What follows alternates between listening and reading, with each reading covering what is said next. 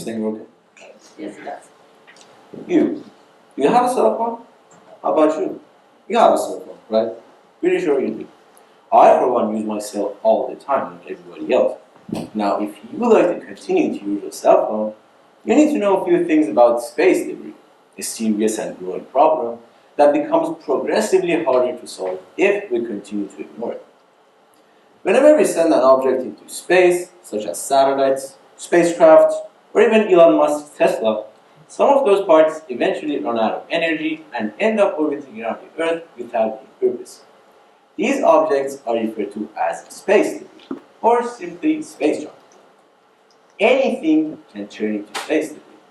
Stuff like dead satellites, remnants of rocket boosters, or even things that astronauts have left in space, like screws and cameras, are some examples.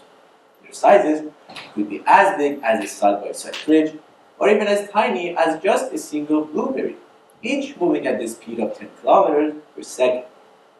The scary thing about space debris is not how big they are, or even how fast they move, but more the fact that there are so many of them.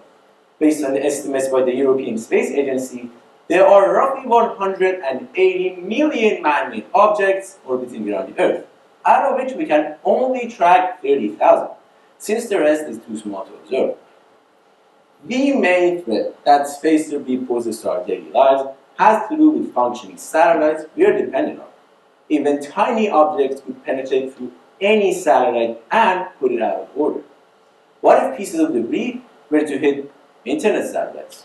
Can you imagine a world without the internet? Every business, every public service, and every social media platform would go down. We would enter an apocalypse.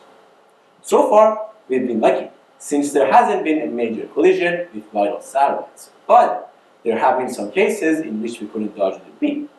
In 2021, the Canadian Space Agency found out that a piece of orbital debris too small to be tracked had in fact hit Canadarm2.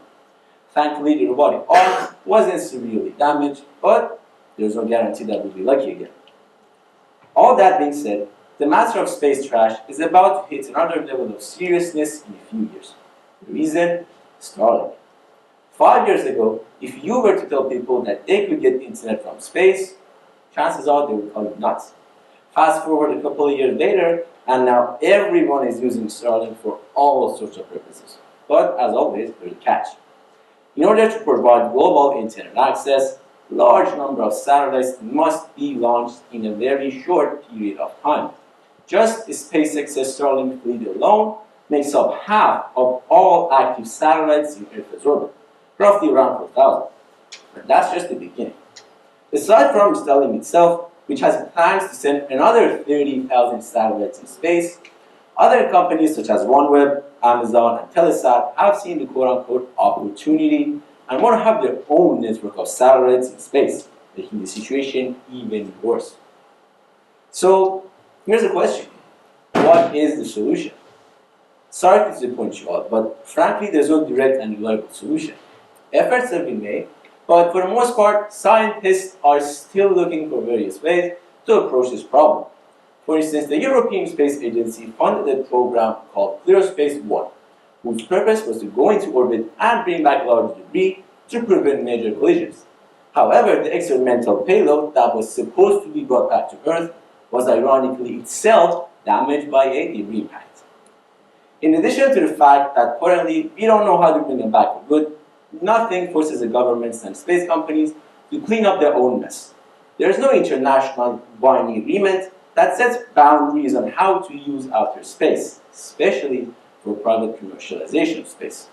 All countries can launch as many satellites as they like anywhere in space, and nothing is stopping them. So instead of trying to figure the orbit, governments just find new locations for their base, including more parts of space. The solution starts with raising awareness and spreading information, as it is the best way to approach the problem. When more people find out about this particular issue, they will make demands and force the governments to pass regulations about putting new satellites in orbit. Therefore, the government will allocate more money and resources to studies about how to clean our own space, since now they can't just find new locations for the satellites and have to actually clean up places occupied by their junk. ultimately creating a sustainable cycle where we can all enjoy the comforts of our satellites and at the same time have a clear and safe space. Thank you.